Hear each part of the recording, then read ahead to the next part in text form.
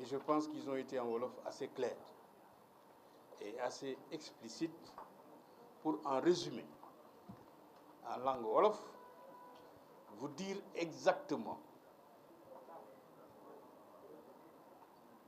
les tenants et les aboutissants éventuels du dossier de M.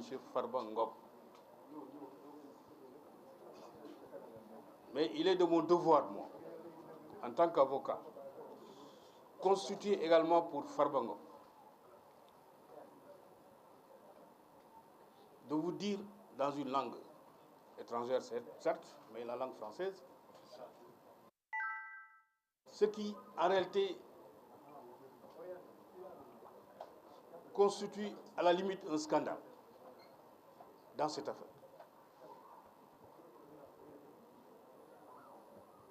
Puisque simplement, il est apparu à la suite, je précise bien, d'une campagne électorale pour des législatives anticipées,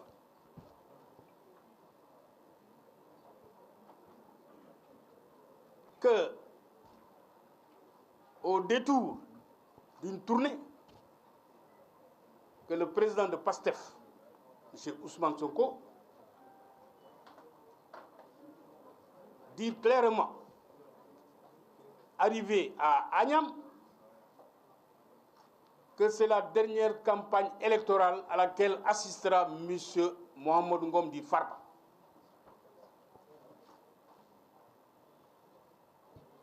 Et cela s'est concrétisé ou s'est matérialisé par le fait que, un mois après, la CENTIF a été actionnée.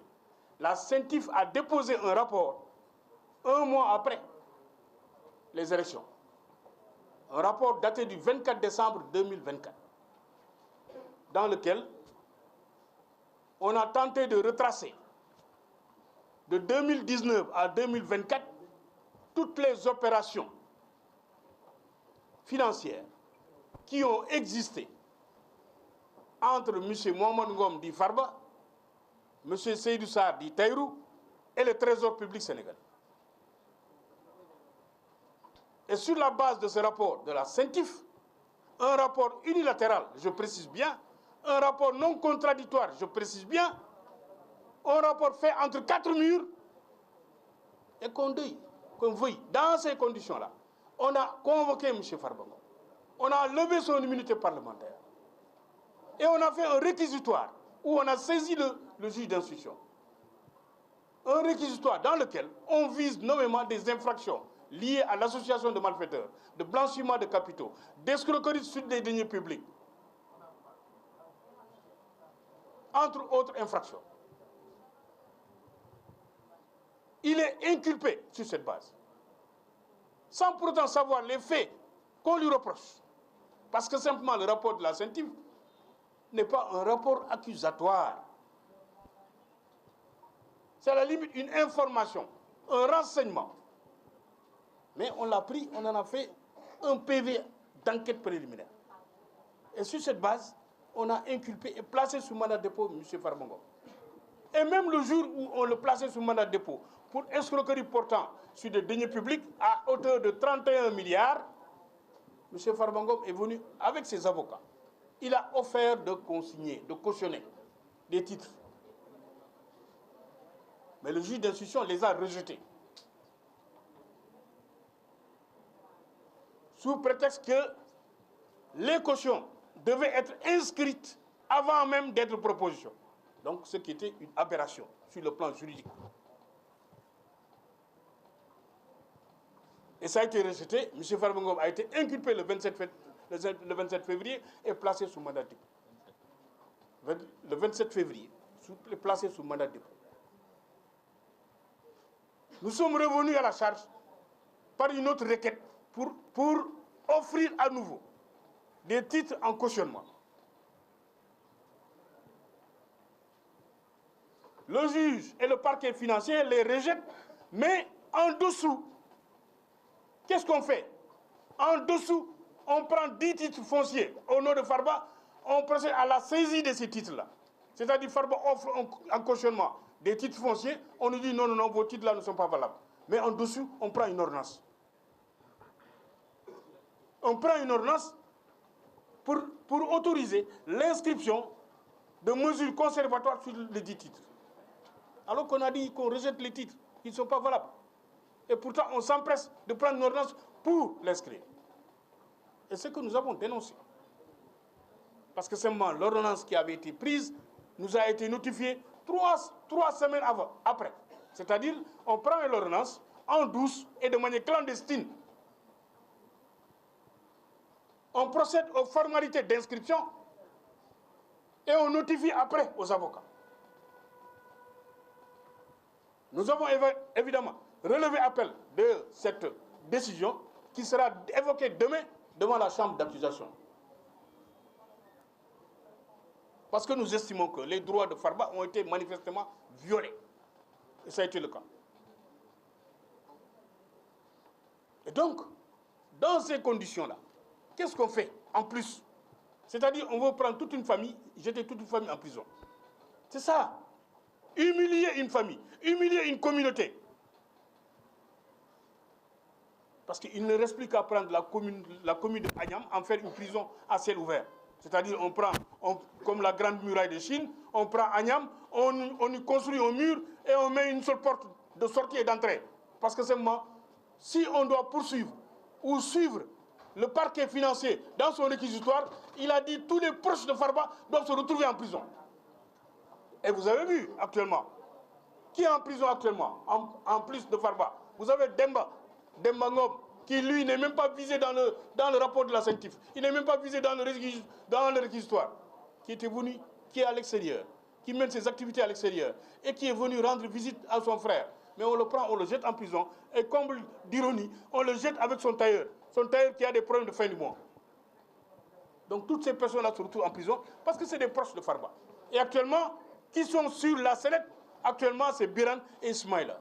Donc d'autres frères de Farba. Farba a dit, mais il reste plus qu'à prendre ma propre mère et de la jeter en prison. Évidemment, prenez ma mère et jetez-la en prison pendant qu'on y est. Mais il faudrait que ça cesse, qu'on respecte les textes, qu'on respecte les droits de la défense. Mais dans cette affaire, on a l'impression que, en réalité, on n'en fait qu'à sa tête. Parce que le plus grave, c'est qu'avant même qu'on procède à l'inculpation de Farba, on avait déjà saisi tous ses biens. On a bloqué tous ses comptes. Avant même qu'il soit entendu et inculpé. Donc on avait déjà pris des mesures. On avait déjà pris des ordonnances. Ce qui est illégal.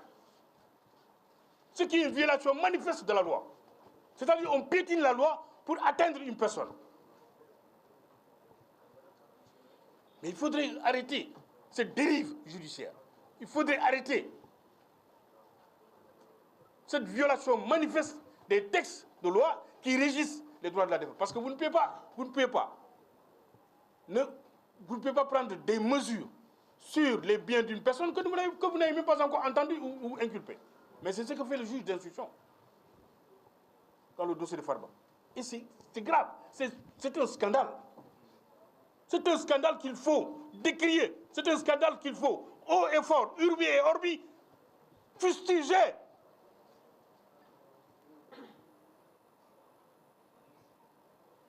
Parce que trop, c'est trop. Nous sommes ici, nous sommes des avocats. Moi, je ne suis pas un politicien. Je n'ai jamais milité dans un parti politique au Sénégal. Jamais. Ni sympathisant, ni militant. Mais mon seul parti politique, c'est le droit. Je suis un avocat, je défends une personne. Quelle que soit la couleur politique de la personne, ça ne me regarde pas. Moi, ce qui me regarde, c'est les textes qui régissent. Les textes de loi qui régissent le cas. C'est sur cette base que je défends la personne. Et j'estime que dans cette affaire, on est en train de bafouer les droits de Farba. On veut humilier toute une famille. Et il faudrait que ça s'arrête. On voulait la tête de Farba, mais on l'a eu. On l'a jeté en prison. Mais bon sang, qu'on arrête quand même le processus de destruction ou de démolition d'une famille. Mais le rouleau compresseur est en train de partir.